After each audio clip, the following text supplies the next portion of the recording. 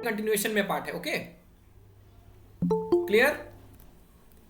अभी शुरू करें? Okay sir, yes sir, yes sir, शुरू जी करिए। Sir, definitely. कंटिन्यू करें। देखिए, कल हम लोगों ने थोड़ा बहुत डिस्कशन किया था इस इस टॉपिक पर कि आपकी जो एनर्जी वाली बात थी, मैं कह रहा था कि मैंने आपको एक रिलेशन दिखाया था प्रोपोर्शनलिटी साइन के टर्म्स में, कि मतलब एनर्जी जो है किस किस पॉइंट पर किन किन के साथ आपकी एनर्जी समानुपाती होती थी। ठीक है, जैसे मैंने आपको बताया कि आपकी एनर्जी है, यहां देखें, सपोज दिस इज ई। जितना जब भूकंप कोई आ रहा होगा, उस भूकंप के चलते जो भी आपकी सतह है, जो आपकी धरती सतह है, वो ट्रेवल कर रही होगी, वो मूव करेगी, उसमें कुछ ना कुछ एक्सेलरेशन आएगा। तो जितना ज़्यादा एक्सेलरेशन होगा, क्या उतनी ही ज़्यादा एनर्जी होगी? आप मुझे बताएं, जो जो बातें मैं कहता जा रहा हूं, अगर आपको सही लगे तो आप मुझे रिस्पॉन्ड करें। ठीक है, जितना ज़्यादा एक्सेलरेशन होगा उतनी ज़्यादा एनर्जी होगी क्या? बोलें। Yes sir. हाँ, इसी तरीके से आप अगर सरफेस के पास में रहोगे, ठीक है, जहां पर देखिए, अगर आप एपिसेंटर है, एपिसेंटर के पास में अगर आप थे, तो आपने देखा था वहां पर इंटेंसिटी ऑफ अर्थक्वेक बहुत ज्यादा थी, भूकंप की तीव्रता बहुत वहां पर ज्यादा थी। जैसे जैसे आप उस बिंदु से दूर चलते चले जा रहे थे, भूकंप की तीव्रता कम होती चली जा रही थी। इस बात से भी आप एग्री करते हो? Yes sir. एक दूसरा पॉइंट यहां पर ये देखिए, ये मैंने आपको बता रखा था ऊपर वाला point, this was called AP centre and this was focus और हाइपोसेंटर। अब देखिए, ये डेप्थ मैंने आपको बोला था, ये क्रस्ट और मेंटल को मिला करके जो डेप्थ बनती है, दैट इज कॉल्ड टेक्टोनिक। इस टेक्टोनिक प्लेट के अंदर से ही कहीं ना कहीं भूकंप आ सकता है। मतलब मेंटल का जो ऊपरी पार्ट था, उस बिंदु से लेकर के, उस लेयर से लेकर के और आपकी अर्थ सरफेस के बीच में कहीं पर भी ऐसा कोई पॉइंट हो सकता है जहां पर आपका भूकंप उपज सकता है, जहां पर भूकंप आने की संभावना हो सकती है उस पॉइंट से। तो ये जो कंप्लीट आपकी डेप्थ थी, इसको मैंने नाम दिया था फोकल डेप्थ, है ना, ये फोकस गहराई थी। ठीक है, अब मुझे एक बात बताएं, अगर ये फोकस पॉइंट काफी ज्यादा डेप्थ में हुआ, तो सरफेस तक आते आते एनर्जी का लॉस होगा, ऊर्जा का क्षय होगा। ये बात से एग्री कर रहे हो?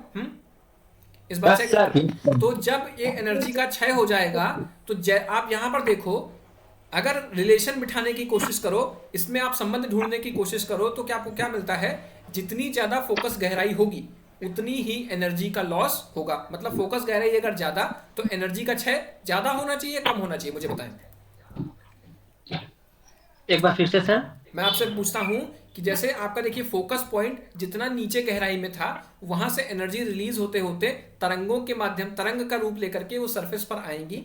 वहां तक आते आते जितनी ज्यादा गहराई होगी, ऊर्जा का क्षय होगा, ज्यादा होगा या कम होगा? जितनी ज्यादा गहराई, उतना ज्यादा ऊर्जा का क्षय, एनर्जी लॉस ज्यादा होगा? आप मुझे बताएं। लॉस। हाँ, लॉसेस ज्यादा। ऊर्जा का क्षय ज्यादा होगा। ऊर्जा का क्षय ज्यादा होगा, क्योंकि उसको जो है कई सारे माध्यमों से गुजरना पड़ेगा, है ना। आपकी जो जी सर। यस। जो तरंग है, वो नीचे की जितनी सतह थी, मतलब पूरी टेक्टोनिक प्लेट जिसको आप नाम देते हो, वहां से गुजरना पड़ेगा, तो उसका ऊर्जा का क्षय ज्यादा हो जाएगा, जिसके चलते higher the focal depth, greater the loss of energy. Agree करते हो इस बात से? Yes sir. ओके। जी सर। तो अभी देखिए, आपको अगर मैं संबंध बिठाने की कोशिश करूं, तो क्या आपको ऐसा नहीं लगता कि ये जो एनर्जी है, ये जो ऊर्जा है, ये उसके इनवर्सली प्रोपोर्शनल होनी चाहिए, व्यतिक्रमानुपाती होना चाहिए फोकल यस डेप्थ सर, के, वेट कम आती है। है ना, फोकल डेप्थ के, है ना। तो देखिए, इनडायरेक्टली प्रोपोर्शनल। मतलब ये E is inversely proportional to H, और साथ साथ मैंने आपको दूसरा बताया, E is directly proportional to acceleration. ये होना चाहिए। हाँ, यस सर। आपके आपके सिलेबस में इस फॉर्मूले का कहीं पर भी कुछ नहीं है, लेकिन मैं एक आपको आइडिया लग जाए इसलिए मैं ये चीज करवा रहा हूं। देखिए, यहां पर क्या आपने ये एनर्जी वाली बात देखी। अब देखिए, ये जो फॉर्मूला आपको नीचे गिवन है, जैसे यहां पर इस तरीके के कुछ फॉर्मूला के बारे में बात की गई है, root over E is equal to C times A divided by H D square plus H square. ठीक है, ये देखिए, root over E, this is E, this is energy. Okay, this C मैं आपको बताऊंगा भी क्या है। ए जो है, ये आपका एक्सेलरेशन है, हिंदी वाले बच्चे ये त्वरण है। ठीक है, और ये एच जो है, ये आपकी फोकस डेप्थ है। ये बात क्लियर? ठीक, ये यस बात। सर। और ये जो डी है आपका, ये क्या होता है? एपीसेंट्रल डिस्टेंस है। ठीक है, दिस इज एपीसेंट्रल डिस्टेंस। अब यहां से आप देखने की कोशिश करो, तो इसमें एक चीज मैंने आपको दिखाई, ए और एच के बारे में तो बात हम लोगों ने कर ली थी। यहां पर एक चीज ध्यान दें, सी और under root D square plus H square, ये जो है डी स्क्वायर कुछ एक दूरी होगी, एपिसेंट्रल डिस्टेंस किलोमीटर मीटर में कुछ होगी, बात से एग्री कर रहे हो? ओके। Yes sir. और एच भी क्या है, आपकी फोकस डेप्थ है, तो ये एक पार्टिकुलर कांस्टेंट टर्म निकल के आएगा। और सी भी क्या है, सी एक स्थिरांक निकल के आएगा, सी भी एक कांस्टेंट टर्म होगा। तो ये जो सी है ये निर्भर करता है बहुत सारी बातों पर, जैसे कि आप जिस क्षेत्र के बारे में बात कर रहे हो वहां की स्थलाकृति कैसी है, वहां की प्लेट्स कैसी हैं, उन प्लेट्स किन किन मटेरियल से बनी हुई है, ठीक है, तो उनकी प्रॉपर्टी कैसी है, उसमें से जब तरंग गुजरती है तो उसमें डैम्पिंग होगी कि नहीं होगी। डैम्पिंग का मतलब होता है कोई भी कंपन जब वो आगे बढ़े तो कितना फ्रीक्वेंसी को एब्जॉर्ब कर लेता है, मतलब आगे बढ़ने देता है या नहीं बढ़ने देता। कोई चीज कंपन, आप वाइब्रेशन किसी बॉडी को प्रोवाइड करो और अगर वो सारा का सारा वाइब्रेशन को एब्जॉर्ब कर लेती है, मतलब वो आगे वाइब्रेट नहीं होती, तो इसका मतलब उसका डैम्पिंग कोफिशिएंट बहुत ज्यादा हाई है, ठीक है। तो ये सारी बातों पर, ये इतने सारे फैक्टर्स पर आपका सी डिपेंड करता है, ठीक है। तो ये जो फॉर्मूला है मैंने आपको बताया, ये कोई एग्जैक्ट फॉर्मूला नहीं है, ये एक रिलेशन है जो कि आपको पता होना चाहिए कि हाँ एनर्जी जो निकलने वाली है, जो विमुक्त ऊर्जा है भूकंप के चलते, वो इन इन कारकों पर निर्भर करेगी। बात से एग्री करते हो? समझ में आया? ये आपके किसी भी सिलेबस में नहीं आने वाला, ये आपको मोटा मोटा पता होना चाहिए कि ऊर्जा का संबंध किन किन तथ्यों पर है और कैसे कैसे है। समझ में आया ये? सर डी और एच कहाँ से आया? डी और एच बेटा ये है कि देखिए मैं आपको एक चीज बताऊं, ये इधर दिख रहा है ना? हाँ दिख रहा है। देखिए ये आपका एपिसेंटर होता है, ठीक है, ये आपका एपिसेंटर है, and this one is what, station point, और यहां पर कहीं पर आपका हाइपोसेंटर होता है, ठीक है बेटा। जी सर, जी सर। तो देखिए ब्लू कलर से है यहां पे, ये आपकी एच है and this is what, this is D, ये डी है। तो अगर आप सीधे परपेंडिकुलर डिस्टेंस देखो हाइपोसेंटर से और स्टेशन तक का, yes sir, H square plus D square है ना, तो ये टर्म इनकॉर्पोरेट किया गया है आपके उस फॉर्मूले में, ठीक है। ये मैंने बोला कि ये कोई बिल्कुल एग्जैक्ट रिलेशन नहीं है, लेकिन पाइथागोरस थ्योरम, हाँ पाइथागोरस थ्योरम से सर, हाँ पाइथागोरस थ्योरम से ये आपने दूरी निकाल ली है, ठीक है। और इसी के चलते आपने एनर्जी को रूट ओवर में लिख रखा है, ठीक है। और सी और ए ये सारी चीजें जो थी ये आपकी मटेरियल प्रॉपर्टी पर डिपेंड कर जा रही थी, सी वाला पार्ट, ठीक है। तो ये कोई एग्जैक्ट रिलेशन नहीं है, ये क्षेत्र के हिसाब से बदलता रहता है। ये आगे यही चलकर पॉइंट बनता है इंटरेस्ट रिसर्च का, कि आप रिसर्च करो हर जगह के लिए अलग अलग देखो कि कहां पर सी की वैल्यू कैसे निकल रही है, ठीक है।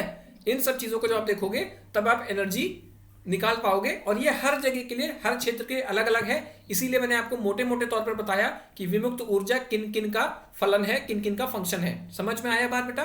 सर सी क्या है? सी देखिए कौन सा कांस्टेंट है? सी सी कौन सा कोई कांस्टेंट, ये ऐसा, इस पर इतना काम अभी नहीं हो चुका ना, तो इसका कोई एग्जैक्ट नाम रख दिया जाए। लेकिन बस आप ये याद रखो, सी एक कोई स्थिरांक है जो कि किन किन चीजों को कंसिडर करेगा। सी एक ऐसा स्थिरांक है जो कि जिस सतह से, जिस भी माध्यम से आपकी तरंग पारित होगी उसकी जितनी प्रॉपर्टीज होंगी, उसका व्यवहार कैसा होगा तरंग के प्रति, उन्हीं सारी चीजों को कंसिडर करने वाला जो ये स्थिरांक है वो आपका सी है। क्लियर है? सर ये रूट में क्या लिखे हैं ये नहीं समझ में आ रहा। कहाँ बेटा? रूट में नहीं लिखे हैं, ई लिखे हैं, ई सी लिखे हैं, क्या लिखे हैं सर? अंडर रूट E लिखा है। अंडर रूट ई लिखा हुआ है। Under root E is equals to C into A by H into D square plus H square. ये एक आपका फॉर्मूला है जो कि आपको आइडिया लगाता है कि ये एनर्जी इन इन फैक्टर्स पर रिप्रेजेंट कर रही है, ठीक है। मतलब ऐसे ऐसे निकल के आएगी। सर एक बार ये फार्मूला फिर से बोलिए। हेलो हाँ बोले सर, बोले चेंज होता रहेगा। क्या कह रहे हैं बेटा? आवाज नहीं आई, चेंज होता है सुनाई दिया। हाँ बोले सर, जो त्वरण ए है हाँ वो कांस्टेंट है या हर जगह पर चेंज होता रहेगा? डिपेंडिंग, अब वही चीज है कि मतलब जैसे त्वरण आपका ए है तो किस लेवल का भूकंप आता है ना, किस लेवल का भूकंप आता है, और जैसा मोशन हो रहा होता है, धरती किस तरीके से गति कर रही होती है, आप वो चीज होती है, बदल भी सकता है, वेरिंग पैरामीटर है, ठीक है। आपको मैंने बताया था ना कि सेस्मोग्राम और एक होता है एक्सेलेरोग्राम, तो उसमें एक्सेलरेशन और टाइम के साथ में आपका प्लॉट किया जाता है, ठीक है। जैसे जैसे मैंने आपको कल वाली क्लास में शायद बताया था, जब साइस्मोग्राफ पूरा डायग्राम बना के दिखाया था तो उसमें धरती से क्षैतिज दिशा में कंपन कर रही थी, ठीक है। तो उसको ही एक्सेलरेशन के फॉर्म में प्लॉट कर लिया जाता है और वो वही ए मिलता है। तो वो एक्सेलरेशन निर्भर करता है कि आपका कंपन कितनी तेज आया, कितना तेज आपका भूकंप है। ज्यादा तेज भूकंप होगा तो ए की वैल्यू डेफिनेटली ज्यादा होगी। ठीक है, ओके। सर ये फार्मूला एक बार फिर जी से सर। बोल दीजिए। और ए बेटा आप सुनो, जिसने भी क्वेश्चन किया था, ए जो है, ए एक्सेलरेशन ड्यू टू ग्रेविटी, ये तो समझना है, गुरुत्वीय त्वरण। ठीक है, गुरुत्वीय सर, त्वरण जी का सर। 0.1 से लेकर के 0.2 तक इसकी वैल्यू, मतलब 1 से 2% के। बलवंत, हाँ बलवंत अपना माइक बंद करो। देखिए बेटा, अरे माइक बंद करो। इधर देखिए, सुनिए सुनिए, देखिए इस चीज को देखें। मैंने आपको बताया जो आपका गुरुत्वीय त्वरण है, ठीक है, जो गुरुत्वीय त्वरण है जी, उसका कुछ प्रतिशत लिया जाता है आपका, ये जो आप ए दे रहे हो ना, उतने ही प्रतिशत झटके आपको मालूम देते हैं और उसी त्वरण को हम लोग को निकालना होता है। ठीक है, ओके, नहीं समझ में आया? देखिए ए जो है, ए की वैल्यू 0.01 से लेकर के 0.02, इसके ऊपर जब जाएगा ऑफ जी, मतलब जी की वैल्यू जो गुरुत्वीय त्वरण था उसका 1% से लेकर के 2% के जब ऊपर त्वरण में आ जाएगा, मतलब जब धरती ऐसे कंपन करेगी कि गुरुत्वीय त्वरण का 2% से ऊपर जब वैल्यू आएगी, तब ये रिकॉर्डिंग में आएगा। ठीक है, ओके, हेलो एक चीज ऐसे नॉर्मली पूछना चाहते हैं हाँ सर, जैसे जी का होता है, जैसे हम लोगों ने सर अभी इंटर पढ़ा था, जैसे होता है ना पृथ्वी के अंदर या पृथ्वी से मतलब ऊपर जाने पे एक ही जगह जी यूज करते हैं हम लोग। हाँ, तो जो इसमें सर जो अर्थ होता है वो तो ग्राउंड से आता है, तो वहाँ पे एक ही जगह जी यहाँ क्यों नहीं यूज करते? ना देखिए, एक ही जगह इसमें जो है आपको पता होना चाहिए कि G is the acceleration due to gravity that is directing towards the earth. Okay, ठीक है, that is directly towards the earth. देखिए यहां पर मैं आपको बताऊं, इधर देखिए, एक होता है, मैंने आपको बताया कल, मैंने साइस्मोग्राम के बारे में बताया था, है ना, कल मैंने साइस्मोग्राम के बारे में बताया था। एक होता है एक्सेलेरोग्राम, ओके, एक होता है एक्सेलेरोग्राम। तो एक्सेलेरोग्राम क्या करता है, जब भी कोई भूकंप आता है, जब भी आपका ग्राउंड मोशन करता है, जब भी आपकी धरती जो है गति करती है, तो उसके चलते जो त्वरण मिलता है धरती को, मतलब अर्थ सरफेस को जो एक्सेलरेशन मिलता है, उसको आप प्लॉट करते हो टाइम के साथ में। एक्स एक्सिस पर आप टाइम प्लॉट कर देते हो, वाई एक्सिस पे आप क्या प्लॉट करते हो, एक्सेलरेशन। ठीक है, तो उसी एक्सेलरेशन के लिए आपको बिल्डिंग्स को डिजाइन करना रहता है। हम लोग इसी वाले टॉपिक पर आगे पढ़ेंगे कि क्यों हम लोग हॉरिजॉन्टल एक्सेलरेशन को ही कंसीडर कर रहे हैं, आगे इस पर अभी बात होगी। ठीक है, तो यहां पर देखें, ये जो भी आपका एक्सेलरेशन वाला पार्ट है, एक्सेलरोग्राम में एक्सेलरेशन को प्लॉट करते हैं, और ये ऐसा माना जाता है, मतलब स्पेक्ट्रल एक्सेलरेशन प्लॉट किया जाता है, वो आपके सिलेबस में नहीं है। तो उसमें क्या, जितनी जी की वैल्यू होती थी, जो गुरुत्वीय त्वरण की वैल्यू है, उसको ही एक्सेलरेशन के टर्म्स में प्लॉट कर लिया जाता है। कुछ परसेंटेज मानते हैं कि जैसे गुरुत्वीय त्वरण की वैल्यू 9.81 है, क्लियर है, ये बात है, ओके, देखें ये बात तो है ना, 9.81। Yes sir. तो इस 9.81 का जब भी 2% से ऊपर, जब आपकी धरती जो है, जो आपकी अर्थ सरफेस है, वो जब स्ट्रॉन्ग मोशन जब होंगे, जब गति करेगी, तो जब इस त्वरण का 2% से ऊपर की गति होने लगेगी धरती में, बात को समझें, जब आपकी धरती गति करेगी और इस जी के 2% से ऊपर का जब एक्सेलरेशन मिलेगा, भाई जी का अगर परसेंटेज निकालोगे तो वो भी अपने आप में क्या होगा, एक्सेलरेशन ही तो होगा ना, वो भी तो त्वरण होगा। इस चीज को देखें, 0.02 से अगर आपने इसको मल्टीप्लाई कर दिया 9.81 से, तो क्या होगा, ये भी तो एक्सेलरेशन ही होगा ना। ये तो आप तो एक्सेलरेशन 9.81 का 2% आप निकाल रहे हो, सिंपल, क्लियर है बात।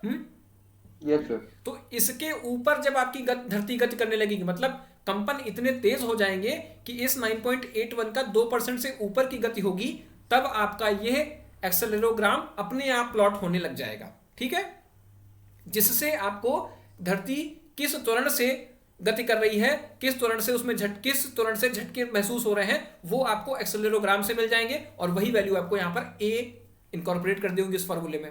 क्लियर है बात? हाँ, ओके। सर इसमें पृथ्वी के एक्सेलरेशन से तो कोई मतलब नहीं होना चाहिए, क्योंकि जो उसमें अर्थक्वेक आते हैं उसके अनुसार होना चाहिए। हाँ, उसके हिसाब से होना चाहिए, लेकिन अभी तक बेटा जो भी इतना हम लोग एग्जैक्ट पर पहुंच ही नहीं पाए हैं। ठीक है, तो हम लोग ये मानते हैं कि सबसे स्ट्रॉन्ग एक्सेलरेशन जो अभी हम लोग के पास है वो कौन सा है, एक्सेलरेशन ड्यू टू ग्रेविटी है, किसी भी चीज को आप कहीं से भी उठा के फेंको तो नीचे चली जाती है, ठीक है। तो उसी का Yes, sir. 1 या 2% हम लोग मान करके जब इससे ऊपर वैल्यू जाती है तब मानते हैं कि हाँ भूकंप के झटके प्रभावी हो गए हैं और वो मेजर करने वाले होने चाहिए थे, ठीक है। ओके, शैल वी कंटिन्यू, बोलो तो कुछ। Yes sir, yes sir. Okay देखिए, तो ये एनर्जी का जब आपको अर्ग्स में एनर्जी निकल आएगी, अर्ग का मतलब कुछ नहीं होता 10⁻⁷, आपको बता दें 1 न्यूटन मीटर इक्वल टू 10⁻⁷ अर्ग है, ठीक है। अर्ग एक एनर्जी का यूनिट है। अब यहां से जब एक आपको रफ रिलेशन मिलता है कि energy is directly proportional to A, that is acceleration, and it is inversely proportional to the focal depth h, ये मैंने आपको अभी बताया था, ठीक है। ये एनर्जी जब आपको E मिल जाता है, then this is the formula, ये एक फॉर्मूला है जो कि आपके इंडियन रीजन के लिए है। इस तरीके के लोकल मैग्नीट्यूड का देखोगे, रीजन टू रीजन जिस तरीके से आप डिस्टेंस को बढ़ाते जाओगे तो ये फॉर्मूले आपके चेंज होते रहते हैं, ठीक है। लेकिन for that particular India region आपका ये फॉर्मूला ठीक बैठता है, ठीक है। लॉग बेस 10 यहाँ पे लिखा हुआ है, log base 10 E is equal to 11.8 प्लस 1.5 m। यहाँ पर आपको ऊपर से आई हुई E की वैल्यू आप पुट करेंगे and you will get this value of magnitude that is m, okay.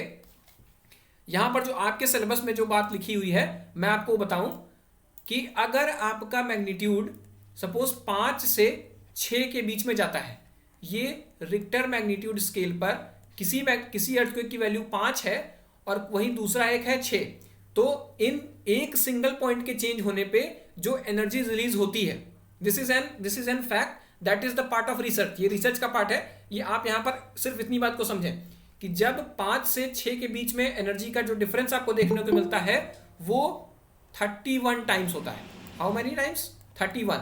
मतलब अगर किसी भी भूकंप में जो कि 5 रिक्टर स्केल पर आया और वहीं दूसरा कोई भूकंप 6 रिक्टर स्केल पे आया तो ऊर्जा जो विमुक्त होगी, जो स्ट्रेन एनर्जी निकलेगी वो 31 टाइम्स होगी, ठीक है।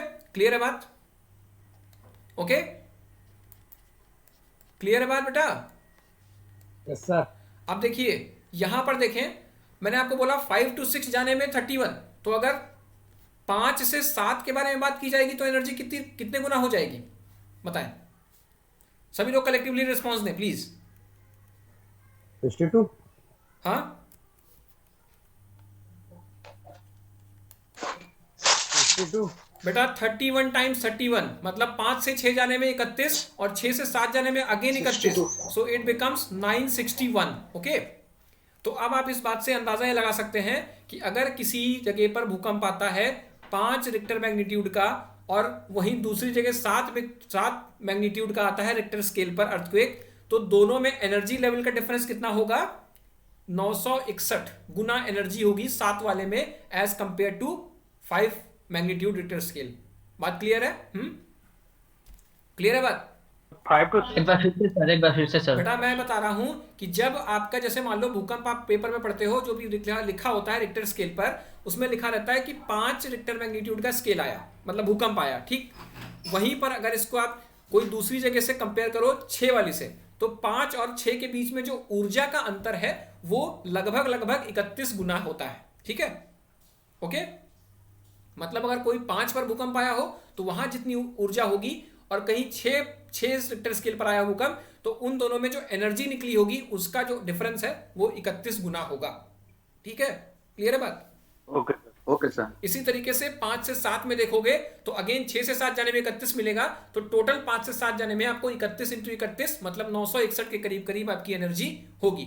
इट इज नियर अबाउट 961 को आप करीब 1000 के बराबर मान सकते हो, ठीक है। ये व्हाट हैपेंड बेटा? हाँ अटेंडेंस का टाइम हो गया यार, अटेंडेंस ले ली जाए। अटेंडेंस का टाइम हो गया सर। हाँ अटेंडेंस टाइम हो गया, ले ली जाए। हाँ जी सर, ले लीजिए। Okay definitely, yes sir. हाँ डेफिनेटली मैं अटेंडेंस ले लेता हूँ आपकी, ठीक है। देखिए अटेंडेंस, ये बलवंत मौर्य सुबह वाली क्लास में भी थे बेटा क्या तुम? नहीं नहीं थे? नहीं ओके, तो फिर कोई दूसरा ऐसे सेम नाम के जैसा लड़का होगा। सर, क्लास में इकलौते हैं। अच्छा, हाँ तो फिर तुम्हारा नाम अच्छा होगा इसलिए याद रह गया। ठीक है सर, थैंक यू। हाँ चलिए अभी देखिए अटेंडेंस अटेंडेंस होती रहेगी, ठीक है। मैंने क्या किया, अच्छा हाँ अटेंडेंस आपकी हो गई है, ठीक है। अब यहाँ पर बात करें, हाँ बोर्ड पे आ जाते हैं। तो समझ में आया ये क्या था कि एनर्जी स्केल आपको सिर्फ ये एक रफ एंड टफ पैरामीटर्स हैं, ये डिपेंड चेंज होते रहते हैं आपकी टोपोग्राफी पर, जैसी आपकी जगह है, ठीक है। इन सारी चीज़ों को लेकर के ये वैल्यूज चेंज होती रहती हैं। This is not an exact formula.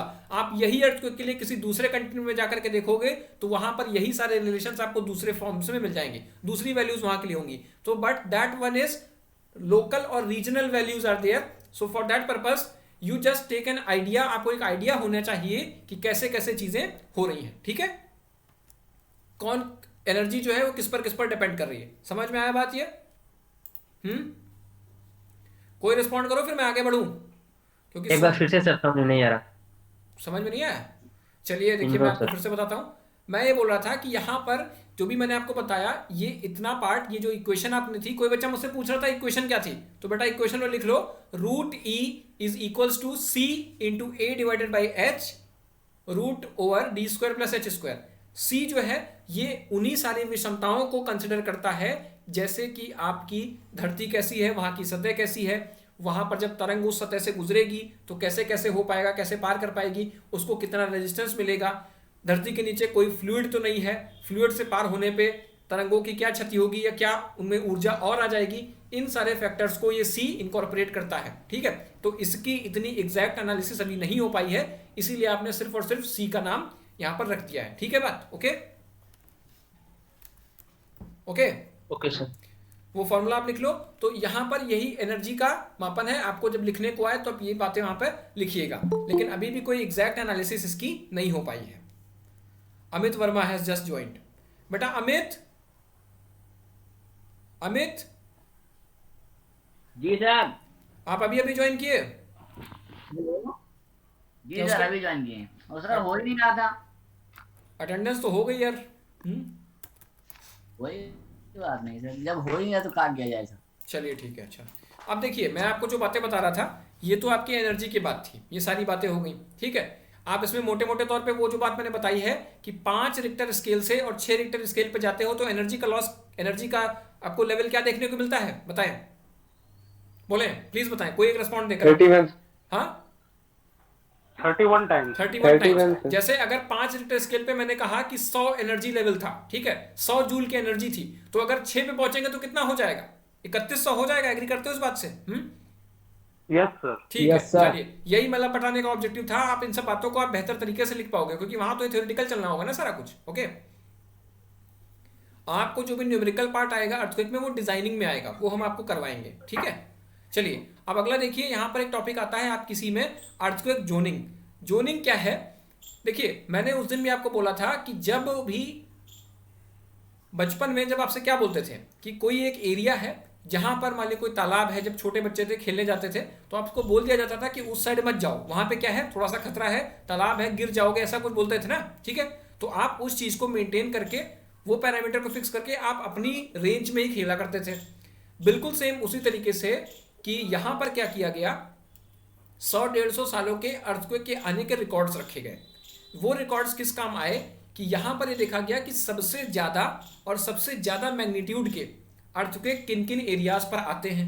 उसमें फिर ये चीज देखी गई कि जो आपका इंटरप्लेट अर्थक्वेक है, इंटरप्लेट अर्थक्वेक बेटा वो होता है कि जो बाउंड्रीज पर आकर के चीजें जब बाउंड्री टकराती हैं आपस में, तब वो जो मिलता है उसको आप क्या बोलते हो, इंटरप्लेट अर्थक्वेक। वहां से जो भूकंप मिलता है उसी आपको इंटरप्लेट अर्थक्वेक बोला जाता है। जब कहीं प्लेट के किसी बीच वाले पार्ट में, किसी मध्य क्षेत्र में जब कोई भूकंप उपजता है तो आप उसको बोलते हो इंट्राप्लेट अर्थक्वेक। ये बात क्लियर है? मैंने उसके पहले बता रखी है आपको। Yes sir.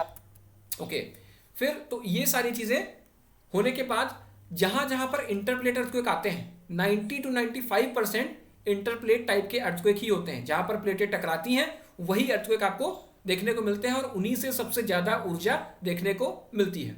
तो इस तरीके से वो एरियाज अपने देश में ढूंढ लेना कि जहां पर भूकंप पिछले समय में, in the past, that area has witnessed a number of earthquake with a greater value of magnitude, जिसकी मैग्नीट्यूड की वैल्यू काफी ज्यादा थी और बार बार आने वहां पर उस जगह पर भूकंप आने के चांसेस ज्यादा थे, तो उसको आपने कंप्लीट इंडिया पर प्लॉट कर लिया। अब वो प्लॉटिंग, वो एरिया देख लिया कि जहां जहां पर समान तीव्रता के और अधिक से अधिक भूकंप आए, तो उसको आपने जोन्स में कैटेगराइज कर दिया। ठीक है, तो इस पार्ट को बोलते हैं क्या, अर्थक्वेक जोनिंग। जोनिंग समझ में आई किसी को, या मुझे वापस से रिपीट करना है? बोले। हाँ, रिपीट कर दीजिए। रिपीट कर दूं।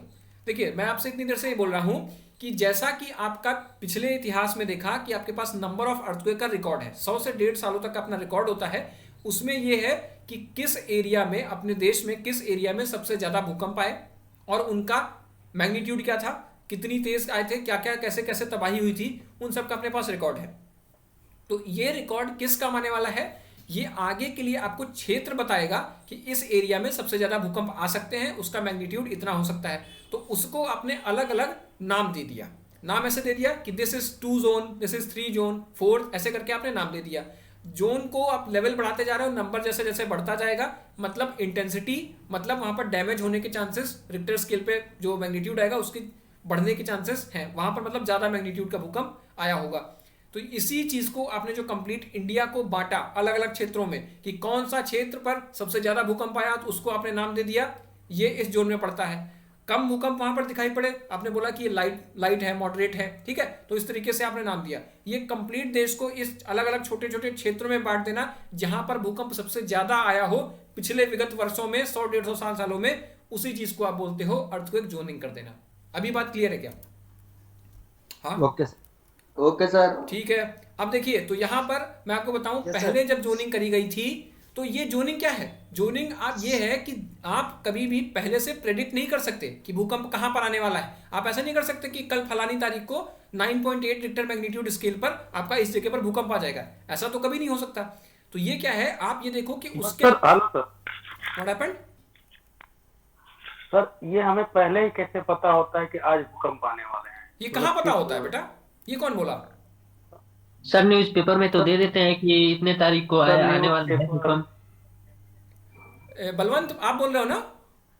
यस सर, न्यूज़पेपर में तो दे देता है कि हाँ इस दिन को भूकंप आने वाला है। भूकंप आने वाला नहीं है, भूकंप आने की हाँ। प्रबल संभावना है। ठीक है, अच्छा। भूकंप आने की प्रबल संभावना ऐसी है कि देखो, मैंने आपसे बोला था कॉन्टिनेंटल ड्रिफ्ट होती है। कॉन्टिनेंटल ड्रिफ्ट क्या करती है, प्लेटें आपस में मूव कर रही हैं, तो जिससे प्रायद्वीप आपके एक दूसरे की तरफ सरक रहे हैं। बात से एग्री करते हो?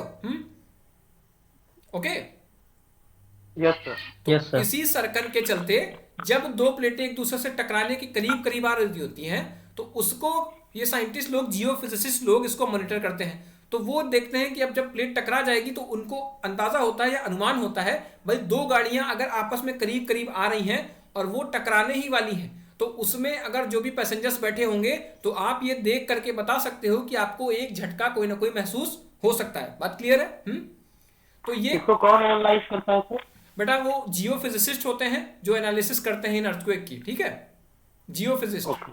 ठीक है, एक काफी अच्छी ब्रांच होती है अप्लाइड जियोफिजिक्स, एजीपी बोलते हैं उसको, अप्लाइड जियोफिजिक्स। वो सारा यही काम करते हैं। लेकिन सिविल इंजीनियर्स भी क्या करते हैं, जो डेटा जियोफिजिसिस्ट देता है, जियोफिजिसिस्ट कैसा डेटा देता है, आपको एक्सेलरेशन की वैल्यू दे देते हैं। ठीक है, और वो कुछ ऐसे पैरामीटर्स बता देते हैं जैसे डेप्थ, एपिसेंट्रल डिस्टेंस, ये सारा बता देते हैं। फिर उसके हिसाब से सिविल इंजीनियर का काम वहां शुरू होता है कि वो आगे चल के फोर्स और उस एक्सेलरेशन के चलते बॉडी पर लगने वाले अर्थक्वेक फोर्स को मेजर करे और उसके हिसाब से बिल्डिंग डिजाइन कर दे। क्लियर है बात? हाँ, यस सर। ओके। सर हाँ बोले। सर सर सर जैसे तूफान आता है या कोई प्राकृतिक आपदा आती है तो वैज्ञानिक लोग पहले बता देते हैं कि आने वाली है, पर भूकंप जब आता है तो क्यों नहीं बता पाते हैं? बेटा ये चीज इतना कठिन हो गया है, जैसे मौसम विभाग में क्या है, मौसम में आप बता सकते हो स्टॉर्म आता है तो आप डेफिनेटली प्रेडिक्ट कर सकते हो, क्योंकि वहां पर सारी की सारी चीजें आपको विजिबल फॉर्म में होती हैं। जैसे कहीं पर भी क्लाउड्स बने, क्लाउड्स आपको पता है वाटर है, कंडेंसेट होगा, बारिश हो जाएगी, वाटर है, इवापोरेशन होगा, तो इसका एक फिक्स टाइम पीरियड है। वो इसका उसमें भी आपने देखा होगा कि 30 साल तक का वो एक पूरा डिजाइन पीरियड उनके पास रखा रहता है, रिकॉर्ड रहता है। तो उस हिसाब से इन चीजों को एनालाइज करते हैं और मॉनिटर करते जाते हैं, उनको सामने चीजें दिखाई दे रही होती हैं। बट यहां पर क्या है, सारा का सारा ही काम आपकी अर्थक्वेक प्लेट्स पर है। ठीक है, वो प्लेट्स बिल्कुल भी पता नहीं चल पाता कि किधर किधर वो मूव कर रही हैं, किधर किधर नहीं मूव कर रही हैं, ठीक है। तो ये इसके चलते आप प्रेडिक्ट नहीं कर पाते। बस क्या है, आप जितना ज़्यादा रिसर्च करते जाओगे, जितना ज़्यादा आप उसमें लगे रहोगे, देखते रहोगे, मॉनिटर करते रहोगे एक्टिविटीज़ को, उतना ही ज़्यादा बेनिफिशियल होगा। ओके। सर सर सर हम ये नहीं कर सकते कि ये जितनी घटनाएं हैं सब वायुमंडल में घटित होती हैं, इसलिए वैज्ञानिक लोग पहले बता देते हैं, परंतु भूकंप पृथ्वी के अंदर घटित होता है जो अचानक होता है, किसी का इसका अंदाजा नहीं लगा पाता। ये हो सकता है इसका रीजन। तो बेटा मैंने भी तो कुछ कुछ यही बताया कि जो भी आपकी ये घटनाएं हैं, मौसम वाली बात है, इनको आप डायरेक्ट देख सकते हो। बादल बने आपने देखा, ठीक है, आप उसको देख करके बता सकते हो वो किधर रोड ट्रेवल कर रहा है। लेकिन आपका अर्थक्वेक जो है वो आपके उद्गम केंद्र बिल्कुल नीचे है, कहाँ पर कौन सी प्लेट टकराएगी जा करके वो आप नहीं पता लगा सकते धरती के नीचे होने के कारण। तो मैंने अभी तो आपको यही कारण बताया। मेरी बात में और आपकी डिफरेंस, बात में कोई अंतर तो नहीं लगा मुझे, लगा क्या? जी सर नहीं। तो यही बात है बस। By the way it was a very good conversation at all. अच्छा है, ठीक है। तो जोनिंग का पर्पस समझ में आया कि हम लोग जोनिंग क्यों कर रहे हैं? जी सर। जोनिंग का पर्पस समझ में आया कि हम लोग जोन क्यों, इंडिया को डिफरेंट डिफरेंट जोन्स में क्यों बांट रहे हैं? पिछले वर्षों में, पिछले सालों में आने वाले भूकंप जो कि तीव्र भूकंप थे, प्रबल भूकंप थे, उनका डेटा आपने कलेक्ट कर लिया और उसके हिसाब से एक नक्शा बना दिया। भारत के नक्शे पर ही आपने बता दिया कि इन क्षेत्रों में अधिक से अधिक भूकंप आने के चांसेस ज्यादा हैं, और जो कि आ चुके हैं पिछले वर्षों में, ठीक है, उनको आपने अलग अलग जोन्स में बांट दिया, डिवाइड कर दिया, कैटेगराइज कर दिया। और फर्दर आपका क्या हुआ, प्लान एक जो बना के तैयार किया, वो प्लान कुछ ऐसा रहा। ठीक है, विजिबल है क्या? No sir. देखो तो सही। हाँ सर। आप देखिए, Yes sir, it is visible. It is visible to you each and everyone. देखिए आपके पहले Yes, जब sir. जोनिंग करी गई थी तो फर्स्ट जोनिंग में क्या हुआ था, 1 से लेकर के और 5 तक जोन्स बनाए गए थे, ठीक है। तो सर एक विजिबल जोन, नहीं है क्लियर। What happened? विजिबल नहीं है। बेटा विजिबल नहीं है नेटवर्क इशू है सर, नेटवर्क इशू है। बेटा, मेरी तरफ से सारी विजिबिलिटी ऑन है, ठीक है। कौन कौन ऐसे बच्चे हैं जिनको, सब किसी को नहीं विजिबल है क्या? मैं वापस से कनेक्ट नहीं सर है, दिख रहा है सर। दिख रहा सर, है सर, है बेटा दिख रहा सर। आप नेटवर्क इंप्रूव कर लो, नेटवर्क इंप्रूव कर लो जिसको भी प्रॉब्लम है, ठीक है। नहीं नेटवर्क इंप्रूव होता तो कोई बात नहीं, ये वीडियो यूट्यूब पे पड़ेगा जा करके, है ना। देखिए ओके सर। ये वीडियो, ये आपका जो है, पहले जब आपका कैटेगराइज करी गई थी, जोनिंग किए गए थे, तो इंडिया को 5 डिफरेंट पार्ट्स में डिवाइड किया गया था, ठीक है। 5 अलग अलग पार्ट्स में डिवीजन हुआ था इनका, 1 2 3 4 5, ठीक है। लेकिन अब एक वाले भूकंप की, जिसका मैंने एक जोन में जो डाला था, उसकी इंटेंसिटी थी मतलब 2 से 3 रिक्टर मैग्नीट्यूड स्केल की, ठीक है। मतलब 2 से भी कम थी। ओके, क्लियर है बात? 2 से भी कम थी। अब 2 रिक्टर स्केल का मतलब ये होता है, जैसे आप कभी रोड पर किनारे खड़े हो, ठीक है, कोई भारी भरकम रोलर या कोई भारी भरकम मशीन टाइप की गाड़ी जब गुजरती है तो आपके पैरों में कुछ थर्राहट, कुछ कंपन टाइप का महसूस होता है ना। ये बात आपने ऑब्जर्व करी होगी। तो जैसे ट्रेन आपकी, आप स्टेशन पे खड़े हो, जब बिल्कुल ट्रेन आ जाती है पास में, तब आपको वाइब्रेशंस फील होते हैं, ठीक है। तो उस तरीके के जो वाइब्रेशंस थे, उस रिक्टर स्केल पर 2 से 2.5, 2 से 3 के बीच में ही वो कंपन की वैल्यू रहती थी। आप मुझे बताइए, अगर उतना भूकंप, उतना वाइब्रेशंस आएंगे तो बिल्डिंग को कोई डैमेज तो होने वाला नहीं था, ठीक है। वो उतना आराम से बेयर कर ले जा रही थी। सो फॉर दैट पर्पस 1 वाले जोन को हटा करके उसको कंबाइंड 2 में ही रख दिया गया, और उसको पूरा कैटेगरी किस में डाल दी गई, 2 में। जिससे क्या हुआ, 2 वाला उससे हायर लेवल पे था, 1 वाले से तो 2 हायर ही रहा होगा ना जोन 2 में। तो जितने भी जोन्स थे वो सारे के सारे 2 में आ गए, ठीक है। तो अब हमारे पास जो जोन्स बचते हैं वो 2, 3, 4 और 5 रह जाते हैं, ठीक है। 1 जोन को खत्म कर दिया गया है, ठीक। ये बात समझ में आई? Yes sir. अभी देखिए यहाँ पर मैं कुछ और भी आपको बताने वाला हूँ। ये आपके पास जोनिंग मैप है इंडिया का। इसमें यहाँ पर बताया जा रहा है कि कौन कौन सा एरिया किस किस जोन में आकर के पड़ता है, ठीक। देखिए मैंने आपको बताया, जहाँ जहाँ पर प्लेट्स आपकी टकराती है, जहाँ पर उनकी बाउंड्री होती है, वो बाउंड्री, वहाँ पर इंटरप्लेट अर्थक्वेक बनते हैं, वहाँ पर अर्थक्वेक आने के सबसे ज़्यादा चांसेस होते हैं, ठीक है। ये बात अभी तक वैलिड थी। लेकिन महाराष्ट्र में एक जगह है कोयना, तो उसमें क्या हुआ, कोयना पर कोई भी टेक्टोनिक बाउंड्री नहीं थी। वो एक टेक्टोनिक प्लेट के बिल्कुल बीचों बीच में क्षेत्र था, मतलब कोयना वाला जो महाराष्ट्र वाला एरिया है, पहले ऐसा माना जाता था कि ये टेक्टोनिक के बिल्कुल मध्य क्षेत्र में पड़ता है, तो यहां पर किसी भी प्रकार का कोई भूकंप नहीं आ सकता। ठीक है, ये बात ऐसी मानी जाती थी। अभी क्या हुआ, कुछ उसमें इंट्रा प्लेट अर्थक्वेक जनरेट हो गया, मतलब मध्य क्षेत्र में कोई भूकंप उपा जाया, किसी भी कारण से रहा होगा, तो वहां पर इतना ज्यादा तबाही हुई, बहुत ज्यादा तबाही हुई। तो मैंने आपको बताया ना कि पिछले सालों के डेटा को देख करके आप अगले वाले को अपडेट कर देते हो और बता देते हो कि यहां पर भी भूकंप आने के चांसेस हैं। ये बात समझ में आ रही है? ओके, ये बात समझ में आ रही है? Yes sir. हाँ, तो फिर उसी चीज को आपने अपडेट कर दिया कि अब आपने कह दिया कि हाँ ये महाराष्ट्र वाले एरिया में भी भूकंप आ सकता है। ये आपने कैसे बताया? जब वहां पर एक्चुअल में कोई भूकंप आ गया। तो इसी चीज को बोलते हैं, अब जो पहले एरिया सेकंड जोन में पड़ता था महाराष्ट्र वाला, ठीक है, महाराष्ट्र वाला सेकंड या फिर थर्ड जोन में जो एरिया पड़ता था, अब वो भूकंप आ जाने की वजह से वो क्या हो गया, अपडेट हो गया, क्योंकि वहां पर भूकंप आया और अच्छी खासी तबाही हुई, जिसके चलते ये एरिया देखें, यहां पर ये वाला दिखाई दे रहा है, ये मुंबई जहां पे लिखा हुआ है इसके नीचे जो मैंने एरो बना रखा है, ठीक है। सो ये एरिया अभी तक देखिए महाराष्ट्र का जो अदर पार्ट है उसमें बिल्कुल व्हाइट है, व्हाइट कलर दिखाता है जोन 3 को, ठीक है। और ये जो जितना मुंबई वाले पार्ट का पास का एरिया दिख रहा है महाराष्ट्र वाला, इसको डाल दिया गया किसमें, फोर्थ जोन में डाल दिया गया। फोर्थ जोन में क्यों डाल दिया गया? क्योंकि यहां पर एक भूकंप आ गया। भूकंप आ गया तो मतलब ये भी एक चांस हो गया कि वहां पर भी भूकंप आने के चांसेस हैं। तो जो भी वहां पर डिजाइन करो वो सेफ आप करो, मतलब इसके लिए प्रॉपर मेजर्स आप लेकर के आगे काम करो।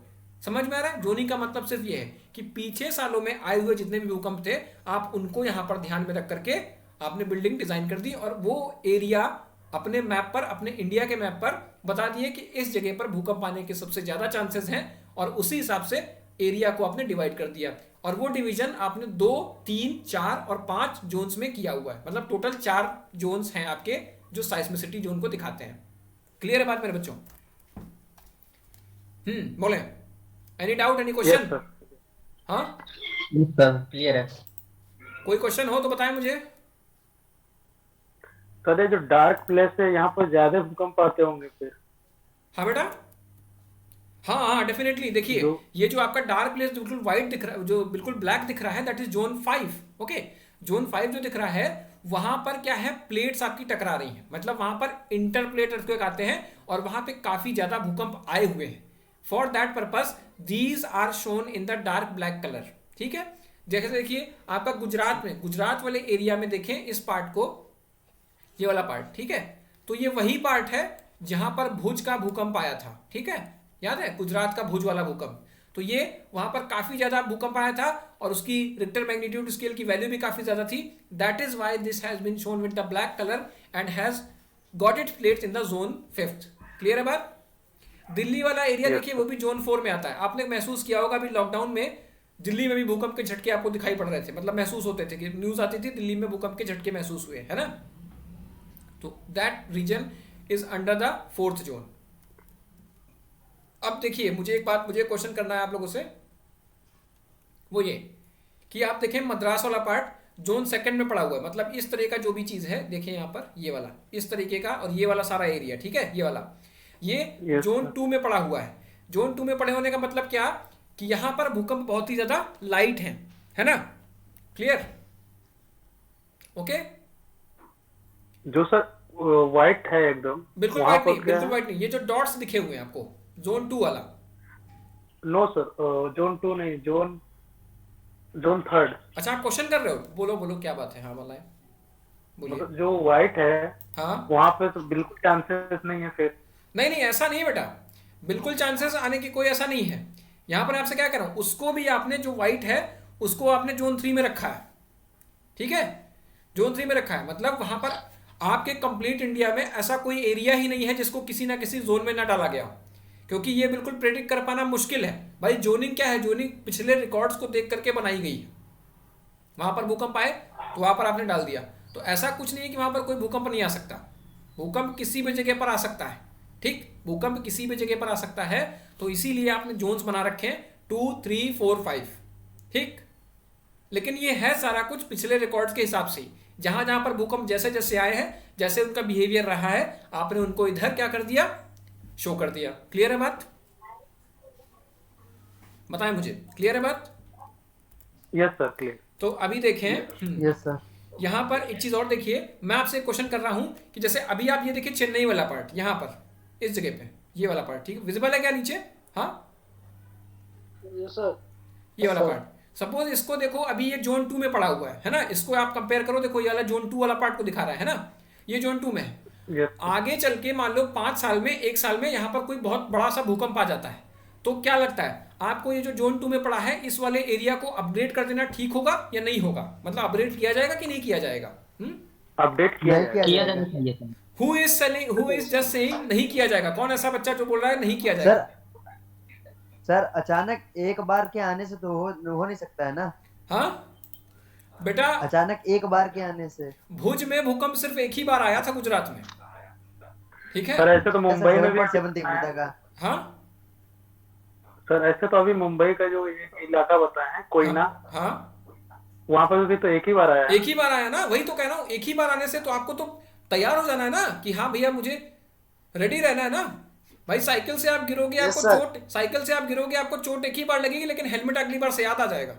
आप बार बार 5 बार गिरने का इंतजार नहीं करोगे कि मैं 5 बार अगर गिर के देखूं तब मैं फिर हेलमेट लगाना शुरू करूंगा। This is not a precautionary major, है ना, ये कोई तरीका नहीं होता है बेटा, समझ में आया ना? Yes sir. तो आपको मैं बोल रहा हूं कि अगर एक बार भी भूकंप कोई अच्छे खासे मैग्नीट्यूड का वहां पे दिख जाता है तो जोनिंग का सिर्फ और सिर्फ मतलब यही है कि आप प्रीवियस रिकॉर्ड को इंप्रूव करके वहां पे शो कर दो और बताओ कि यहां पर आने के चांसेस हैं, क्योंकि आया भी है पिछले ईयर्स में, तो यहां पर कुछ दूसरे मेजर्स लेने पड़ेंगे कंस्ट्रक्शन ऑफ बिल्डिंग के लिए। क्लियर है बात? अभी जोनिंग क्लियर है? हाँ यस सर, क्लियर।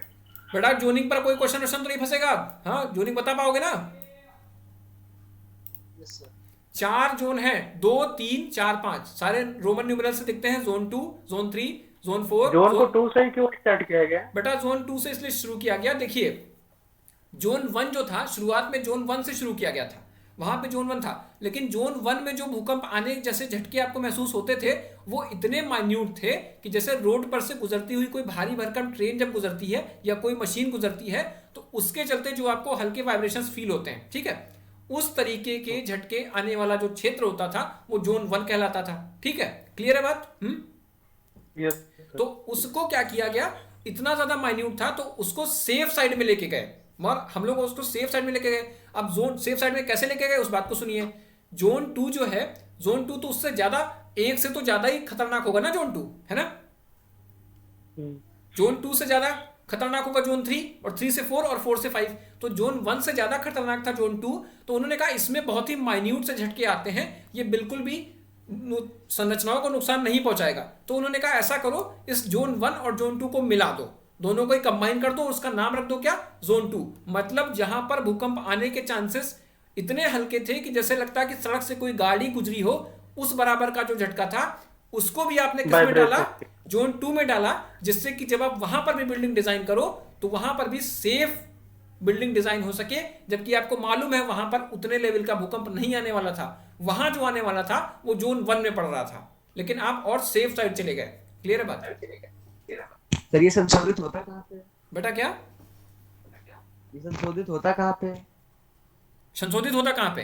अरे ये पूरा आपका नेशनल साइस्मोलॉजिकल सेंटर है, ठीक है, दिल्ली में। मतलब इसमें जितने भी आपके जियोफिजिसिस्ट हैं, ठीक है, ये सारा का सारा आपके रिसर्च पेपर्स लिखते रहते हैं, ये डिफरेंट एरियाज को एनालाइज करते हैं, उसकी रिपोर्ट लगाते हैं, वहाँ की साइस्मिसिटी जोनिंग करते हैं, मतलब किस जगह पर कैसी साइस्मिसिटी कंडीशंस है, पूरे कंप्लीट एरिया में उनका रिसर्च चलता रहता है। वो ये थ्रू आउट द ईयर अपनी रिपोर्ट पब्लिश करते हैं।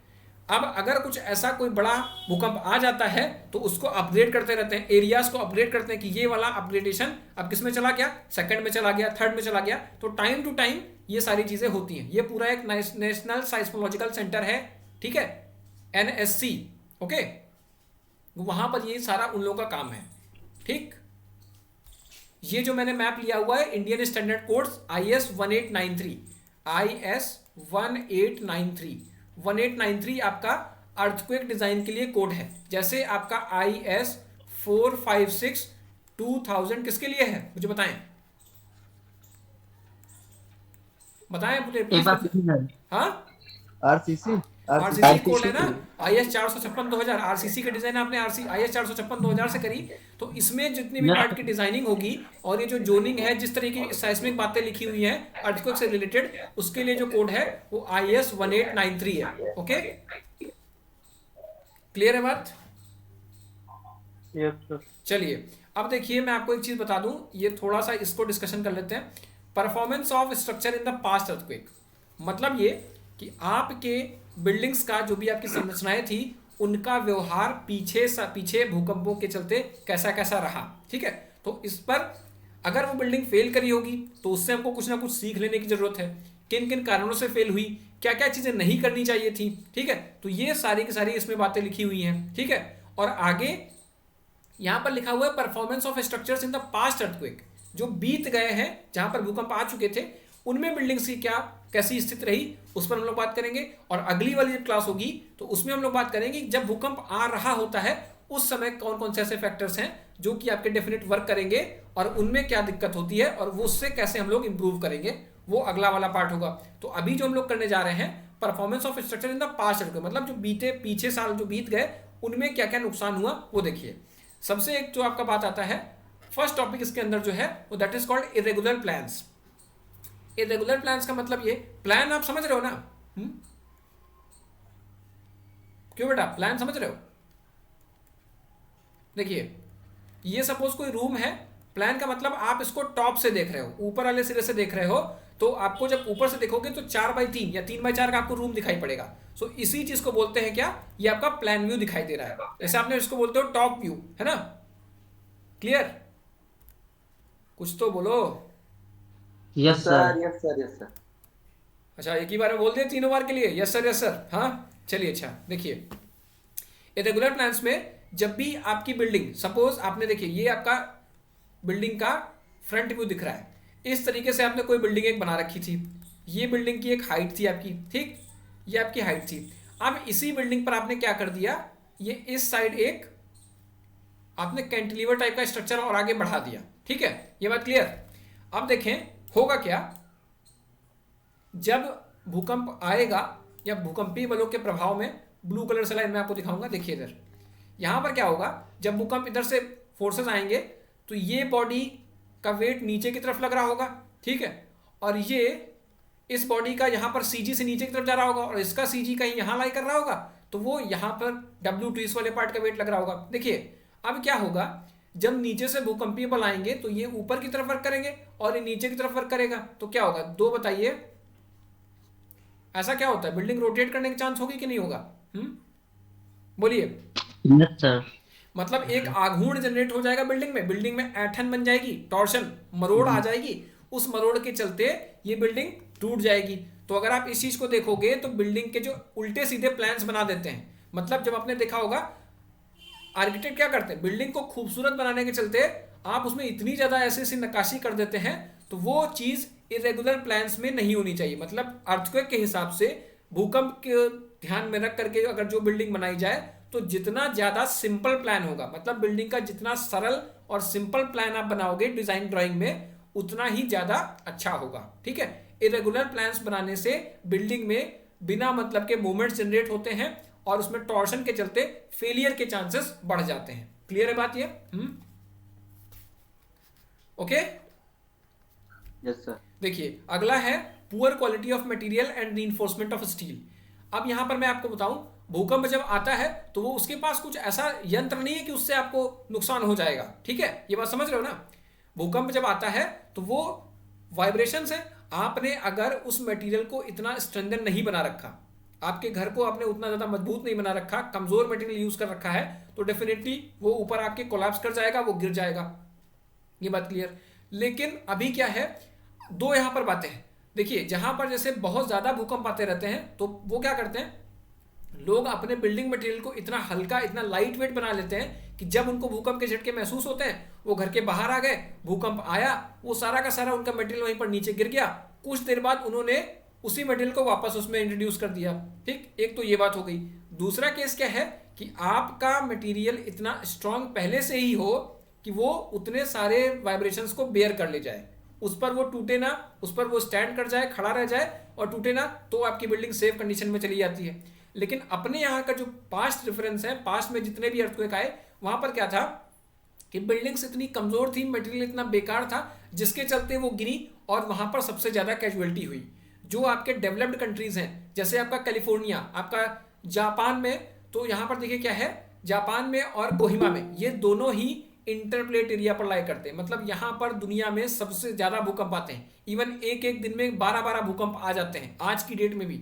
लेकिन कैलिफोर्निया CIT जहां पर है, कैलिफोर्निया इंस्टीट्यूट टेक्नोलॉजी, तो वो क्या आज भी इन सारे भूकंपों को कोई बहुत बड़ा खतरा नहीं मानता। वहां पर भूकंप आता है, वहां के लोग फिर भी वो सारी चीजों को विथस्टैंड कर जाते हैं, रजिस्ट कर जाते हैं। क्यों? क्योंकि उनका मटेरियल उन सारी चीजों को, उन सारे वाइब्रेशंस को एब्जॉर्ब करने के लिए up to 8 Richter magnitude scale तक को बेयर करने के लिए बना हुआ है। क्लियर है बात? बोले मुझे कोई अगर यहाँ पर डाउट आपको बता रहे तो। हाँ, क्लियर है सर। तो यही चीज है कि अपने यहाँ जिस तरीके का खराब मटेरियल यूज करते हैं, तो जो कैजुअलिटी होती है, जो डेथ होती है, वो उसी खराब मटेरियल के चलते ही है। तो दो चीजें कोशिश करनी चाहिए, material should be light weight material रखो, और क्या रखो, इंप्रूव्ड मटेरियल हो। ठीक है, तो ये चीजें, दो चीजें ध्यान में रखनी है। अब जैसे हम लोग यहाँ पर फ्रेम स्ट्रक्चर बनाते हैं, कंक्रीट की बिल्डिंग्स बनाते हैं, लेकिन वही यूएस प्रैक्टिस में क्या होता है, यूएस कोड में वो लोग स्टील की बिल्डिंग बनाते हैं। तो स्टील की बिल्डिंग उतने अमाउंट ऑफ फोर्स को रेजिस्ट करती है और वो जो कि तो खड़ी रहती है। मतलब उसमें क्या, थोड़े बहुत टूट फूट होता है, नुकसान होता है, लेकिन कोई कैजुअलिटी इतनी नहीं होती। क्लियर? हाँ, मैं बढ़ूँ आगे?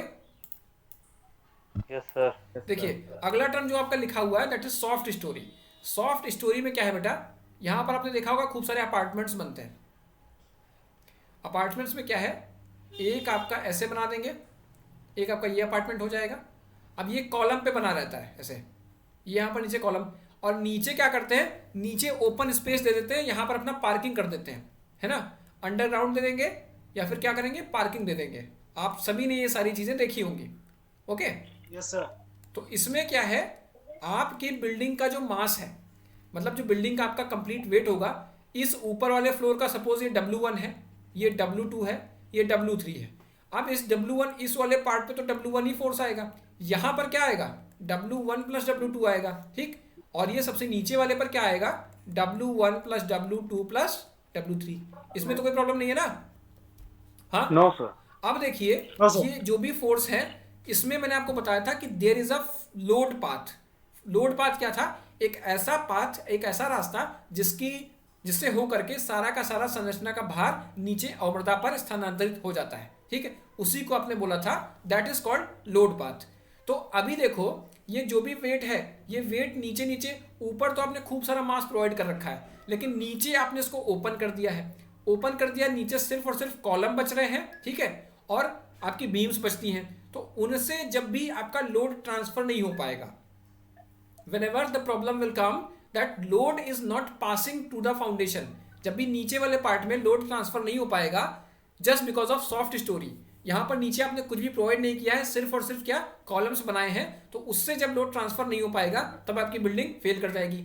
आप इसको ऐसे समझ सकते हो कि आपकी बिल्डिंग के, आपकी बॉडी के पैर आपने कमजोर बनाए हैं, बाकी बॉडी के ऊपर का जो हिस्सा है वो काफी ज्यादा वेटेड है, काफी ज्यादा भारी भरकम है। तो आपकी बॉडी सर्वाइव करेगी या नहीं करेगी, मुझे बताएं। हाँ, नहीं सर्वाइव करेगी, है ना। तो उसमें क्या होगा, आपका बॉडी, आपके जो नीचे वाला हिस्सा है वो क्रश कर जाएगा, वहां से बिल्डिंग फेलियर के चांसेस बहुत ज्यादा होंगे। तो यही चीज मैं आपको बताने वाला हूं कि ऊपर वाली पार्ट में तो आपने सारा का सारा कंस्ट्रक्शन कर रखा है, नीचे वाला पार्ट उसको वॉइड्स खाली छोड़ दिया है, रिक्त स्थान डाल दिया है, मतलब खोखल वहां पे कर दी है आपने। So that is called soft story. इसी रिक्त स्थान को, इसी खाली वाले पार्ट को आप क्या बोलते हो, जो कि अपार्टमेंट या पार्किंग के तौर पे अब इस्तेमाल किया जाता है, तो इसी को आप बोलते हो क्या, soft story. Soft story clear है? हाँ, ओके ओके। हाँ, तो अब देखिए एक आपका है अगला फ्लोटिंग कॉलम, यहां पे दिख रहा होगा फ्लोटिंग कॉलम। फ्लोटिंग कॉलम में क्या, मैंने, हाँ बोले सर, मतलब भूकंप के जो चांसेस होते हैं ये वेट पे डिपेंड करते हैं बिल्डिंग के। हाँ डेफिनेटली, मैं आपको बताता हूँ, बिल्डिंग का जितना ज्यादा भारी वेट होगा। ठीक है, अब एक बात मुझे बताओ बेटा, यहाँ देखो, देखिए इस डायग्राम को देखिए सर, जैसे एक सेकंड मैं कुछ अच्छे से आपको दिखा दूं।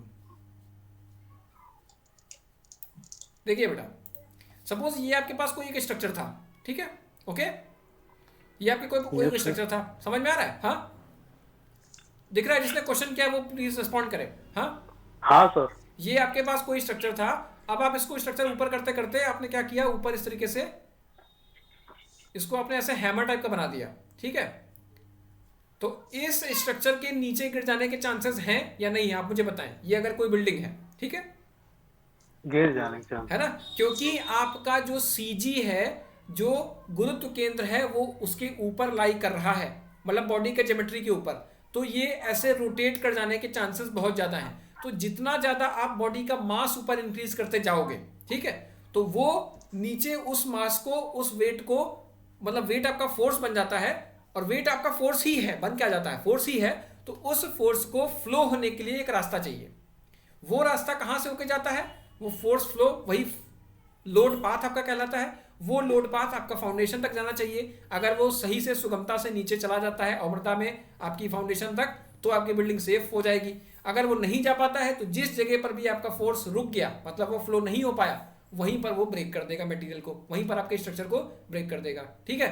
तो higher the value of load, higher the chance of failure. तो that is why I am saying कि जितना ज़्यादा आप ऊपर मटेरियल को डाल दो, वेट आप उसका बढ़ा दो, लेकिन उसको पाथ तो दो, ट्रेवल हो जाने दो। नीचे अगर आप खाली स्थान छोड़ देते हो, सॉफ्ट स्टोरी बना देते हो, नीचे पार्किंग के लिए सिर्फ अपने कॉलम दे रखे हैं, तो वो लोड ट्रांसमिट नहीं हो पाएगा नीचे प्रॉपर।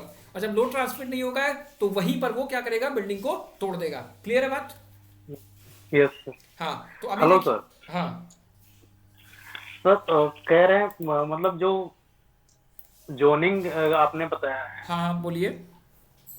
तो जैसे किसी ऐसे सर ऐसे ही क्वेश्चन है, मतलब एक जोन है, वहाँ पे फोर रिएक्टर के अर्थक्वेक आते हैं, ठीक है, तो वहाँ पे बिल्डिंग बनाने के लिए हाँ मतलब फार्मूले यूज करते होंगे ना सर? हाँ, कि फार्मूले यूज मतलब करते हमें हैं, इतना फॉर्मूला यूज करते हैं। तो सर कौन से फार्मूले यूज? मैं आपको ओवरव्यू बता देता हूँ, ठीक है, मैं आपको ओवरव्यू बताता हूँ। देखिए आप अभी आगे डिजाइन पार्ट में क्या करोगे, राजेश जी सुने, ठीक है। देखिए आप जो भी भूकंप आया, ठीक है, जैसे 4 रिक्टर मैग्नीट्यूड का भूकंप आया, तो मैंने आपको बताया 4 रिक्टर मैग्नीट्यूड के हिसाब से आप एनर्जी वाले रिलेशन में जाकर के, ठीक है, आप एक्सेलरेशन बिल्डिंग का निकाल लोगे, ठीक है। आपने एक्सेलरेशन वाला टर्म इनकॉर्पोरेट था ना उसमें, है ना? हाँ, एक्सेलरेशन आप उस बिल्डिंग का निकाल लोगे, ठीक। एक्सेलरेशन से आपको फोर्स पता चल जाएगा, और वो फोर्स आप बिल्डिंग पर लगा दोगे, ठीक है। आपने 100 में पढ़ा होगा कि लोड आप बिल्डिंग पे लगा देते हो, बीम पर आप लोड अप्लाई कर देते हो, उसके चलते बीएमडी एसएफडी आप आगे ड्रॉ कर लेते हो, ठीक है। तो वो आपकी डिजाइनिंग का पार्ट बन जाता है। आपका क्वेश्चन ये है कि उस भूकंप को लोड में कैसे कन्वर्ट कर रहे हो। लोड में ऐसे कन्वर्ट कर रहे हैं, मैग्नीट्यूड को आप एनर्जी से कन्वर्ट कर सकते हो। आपके पास रिलेशन होता है, लेकिन वो रिलेशन जोन के लिए फिक्स होते हैं, अलग अलग जोन के लिए उसमें अलग अलग वैल्यूज इंकॉर्पोरेट करनी पड़ती हैं। हम लोग डिजाइनिंग वाले पार्ट में इस चीज को करेंगे, ठीक है। ये बेटा डिजाइन वाला पार्ट आएगा तो आप निकाल के देखोगे कि किस फ्लोर पर, किस स्टोरी पर कितना फोर्स लग रहा है। समझ में आ रहा है? ओके। हाँ, तो ये चीज आगे हम लोग करेंगे। अभी हर जोन के लिए, अलग अलग जोन्स के लिए आपकी वैल्यूज हैं, और उसका एक्सेलरेशन निकालेंगे। एक्सेलरेशन मिल गया, मास से मल्टीप्लाई कर देंगे, फोर्स आ जाएगा। वो फोर्स आप यहाँ पर इनकॉर्पोरेट कर दोगे बिल्डिंग पर, ठीक है। आगे वाले क्लास में मैं एक चीज आपको और बताऊंगा कि वो हमेशा इसमें जब भी बात की जाती है तो बेस शियर की बात की जाती है ना। बेस शियर क्या होता है, तो वो आगे वाले क्लास में होगा। तो इसी तरीके से आपकी डिजाइन होगी, ठीक है। सर एक क्वेश्चन है। बोले बोले बोले।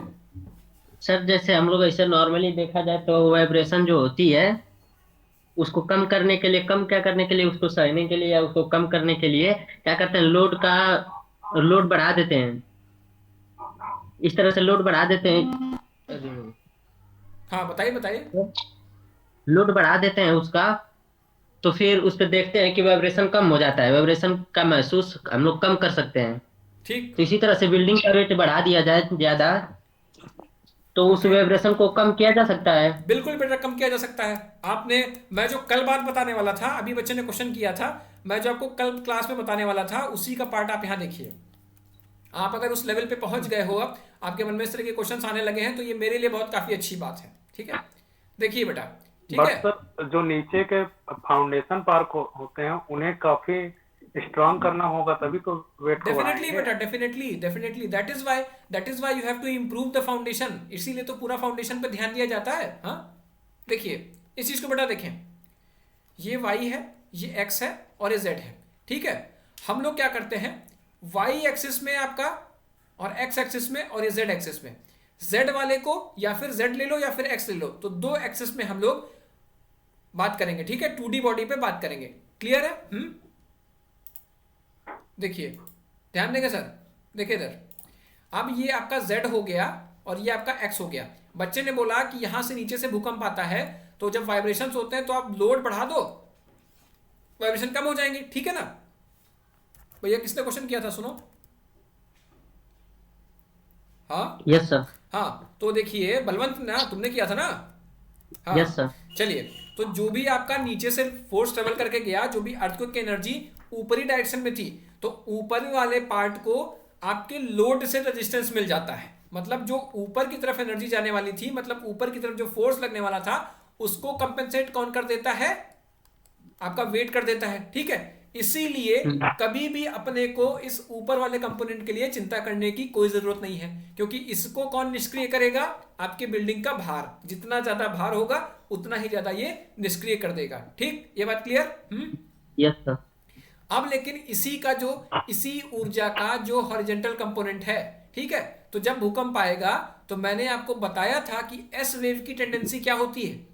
एस वेव जिस दिशा में चलती है उसके कण कंपन उसकी समकोणक दिशा पे करते हैं, ठीक है। Means S wave travel in the direction, then vibration will takes place to the right hand side और to the left hand side, means at the perpendicular direction. ये बात मैंने आपको बताई थी शुरुआत वाले पार्ट में।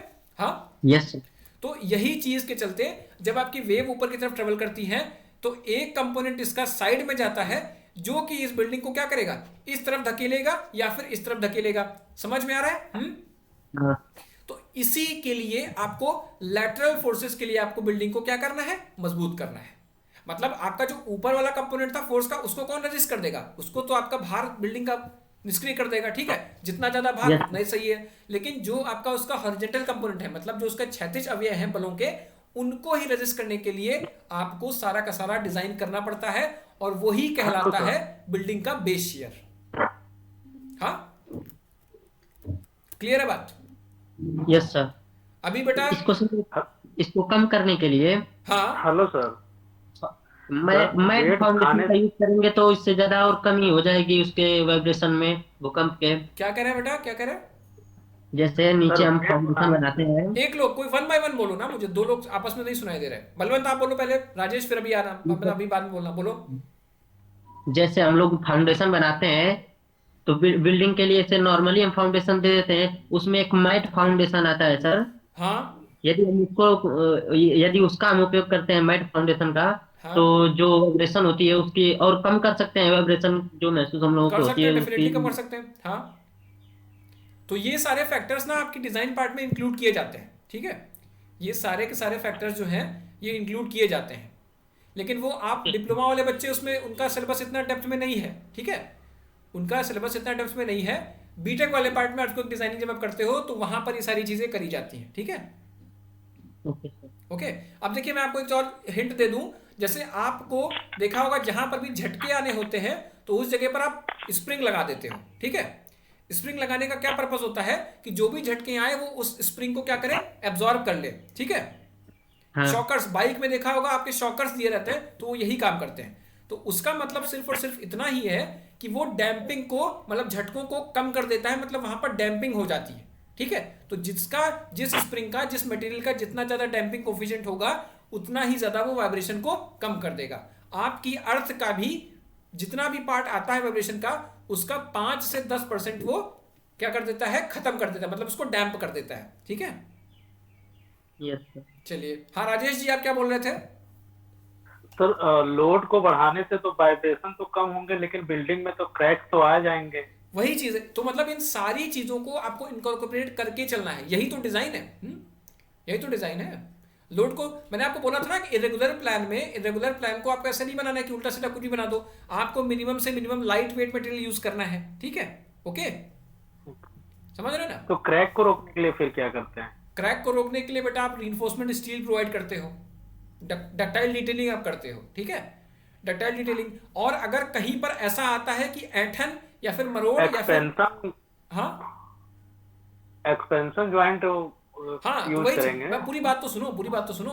कहीं पर ऐसा अगर आता है कि टॉर्जन या फिर मरोड़ आपको दिखाई पड़ती है, तो आप बिल्डिंग को वहां पर ज्वाइंट्स देते हो बिल्डिंग को मूव करने के लिए, मतलब आपस में स्पेस अलाउ करते हो कि जब भी कुछ ऐसा हो तो बिल्डिंग आपस में एक्सपैंड कर जाए या कॉन्ट्रैक्ट कर जाए, मतलब ज्वाइंट्स आप प्रोवाइड कर दो। इनडायरेक्टली मैं कहना चाह रहा हूँ। ओके, हाँ, ठीक है। तो सर है। बिकॉज ऑफ टाइम लिमिट्स आपकी क्लास यहीं पे अब खत्म करनी पड़ेगी, और अब मैं आपको मिलूंगा दिवाली के बाद, ठीक है। किस डेट को सर? बेटा डेट तो अभी नहीं पता है मुझे, कुछ अभी क्लियर नहीं हुआ है कॉलेज से। हाँ आदर्श क्या बोल रहे हो? अटेंडेंस लग गया सर। हाँ बेटा, अटेंडेंस तो पूरी लग गई। सर एक क्वेश्चन था सर। हाँ बोले। सर ये क्वेश्चन था कि जैसे बलवंत जी ने बोला कि हम जब वाइब्रेशन को कम करने के लिए वेट बढ़ा देते हैं, डेफिनेटली। तो सर जैसे मोबाइल का वाइब्रेशन कम कर सकते हैं वेट बढ़ा के, कुछ उस पे दबा दें तो हमें वाइब्रेशन कम मिलेगा। ओके। बट उस समय हमारी पृथ्वी जो है अर्थ स्टेबल होती है, बट ओके। जब अर्थ पे आते हैं सर तो हमारी पृथ्वी ही वाइब्रेशन कर रही होती है, तब हम उसको कैसे वेट ज्यादा करके बढ़ा सकते हैं, कम कर सकते हैं, सॉरी। नहीं तो देखो ना, एक बात मुझे बताओ, ठीक है। जैसे आप यहाँ पर ध्यान दो, मैं आप मुझसे कह रहे हो कि सर आपका फोन वाइब्रेट कर रहा है, ठीक है। आपका Yes, फोन sir. वाइब्रेट कर रहा होता है तो आप उसको वाइब्रेशन को कम करना है, लेकिन आप कह रहे हो कि सर मेरी धरती पर ही सारा कुछ है ना। यस सर, मेरी धरती ही वाइब्रेशन कर रही, तो हम धरती पे ही कैसे वेट बढ़ा दें, उस पे तो वेट बिल्कुल वही बना ही रहेगा ना। है, उस पे वेट बना रहेगा। आप इस बात को Yes, क्यों sir. आप इस बात को क्यों भूल जा रहे हो? आप ध्यान दो, सपोज आपके घर पे फोन आपका रिंग कर रहा था, ठीक है। Yes, sir. किसी पर्सनल नंबर से आपका फोन आ रहा था, आपका पता लगा Yes, मम्मी आ sir. गई, तो आप क्या किए, उस Yes. फोन पर जाकर के बैठ गए, ठीक है। तो फोन जो Yes, sir, वाइब्रेट yes, कर रहा sir. था उसका वाइब्रेशन कम हो गया। आप इस चीज Yes, को sir. ऐसा मानो ही मत कि जो भी आपकी बिल्डिंग है, जो भी आपकी बिल्डिंग है वो धरती का ही पार्ट थी। जब आप बिल्डिंग को बना रहे थे, आप ये मानो कि वो ऊपर वाला फ्लोर जो है वो स्पेस से आकर के गिर रहा था। बिल्डिंग आपकी ऐसे ही तो कंस्ट्रक्ट हुई है ना, ओके सर, है ना वो एज्यूम चीज। कर सकते हैं सर, लेकिन ये तो एज्यूम करने की बात हुई, तो बेटा वैसे ये इसमें अलग तो हो नहीं सकता सर। हाँ लेकिन ये माना जाता है कि जो भी आपके नीचे से फोर्सेस आते हैं जो कि वर्टिकल डायरेक्शन में काम करते हैं ड्यू टू भूकंप, due to earthquake, Yes, sorry, sir. ठीक है, मतलब भूकंप के कारण। यार हिंदी मीडियम वालों का ना कभी अंग्रेजी भी हिंदी में आ जाती है, ड्यू टू अर्थक्वेक। सो आपका जो भी वर्टिकल कंपोनेंट है फोर्स का, लोड का, वो यस सर। उसको क्या कंपनसेट कर देगा, ऐसा मान करके हम लोग हमेशा बेस शियर पर काम करते हैं, ठीक है। ऐसा जो आपकी एक शेकिंग टेबल होती है, डिवाइस होती है सिविल लेबोरेटरी में, तो वहां पर भी यही चीजें देखी गई, एक्सपेरिमेंटल रिजल्ट भी यही है, ठीक है। Okay sir. सर ये बात तो एक पॉइंट पे भी डिपेंड करती है कि किस पॉइंट से वाइब्रेशन उत्पन्न हो रहा है। मतलब हेलो मतलब मुझे समझाने की कोशिश करो। सर, जैसे आप बता रहे थे, ये बताएं रामम जी हाँ कि जैसे वाइब्रेटर पूरी पृथ्वी है, बेटा बेटा वो तो बस एक पूरी सेकंड रुकना, पृथ्वी एक वाइब्रेट कर सेकंड, रही है। एक सेकंड, किसी का फोन आ रहा है, बस एक second. Hello, I am coming, I am taking class. Yes Balwant, yes, sorry. जैसे सर रामम जी ने पूछा कि हम पृथ्वी पे हैं, पृथ्वी पूरी वाइब्रेट कर रही है, ये तो जरूरी नहीं कि पूरी पृथ्वी वाइब्रेट करे। जैसे इंडिया में भूकंप आया तो ये थोड़ी हुआ कि अमेरिका में भी भूकंप आया है। This is the point, intensity कम होती जा रही है ना। ये सर, ये तो पॉइंट पे डिपेंड करता है कि किस पॉइंट पे कितनी इंटेंसिटी ये है, बात कितनी है, वाइब्रेशन उत्पन्न हो रही ये है। बात है, ये बात है। दैट इज वाई तो एक मोटे मोटे तौर पे सुने, प्लीज मोटे मोटे तौर पे ये बता दिया गया कि जो भी वर्टिकल कंपोनेंट है उसको रेजिस्टेंस मिल जाएगा वेट ऑफ द बिल्डिंग के थ्रू। क्लियर है बात? That much is information is suitable to you and it is enough for you, ठीक। Okay sir. तो मतलब अर्थक्वेक की क्लास में काफी इंटरेस्ट आता है यार आप लोगों को। हाँ, यस सर। हम तो पढ़ते ही नहीं थे अर्थक्वेक कुछ। ये एमटेक में कैसा? पढ़ना चालू किया, एमटेक इसको, अर्थक्वेक को। सर एक क्वेश्चन और था सर। बोले प्लीज बोले। जिस तरह हम तूफान का पता कर लेते हैं, जिस तरह आपने बताया कि मौसम बादल देखकर हम पूर्वानुमान लगा लेते हैं, शायद वो बैरोमीटर के अनुसार किया जाता है।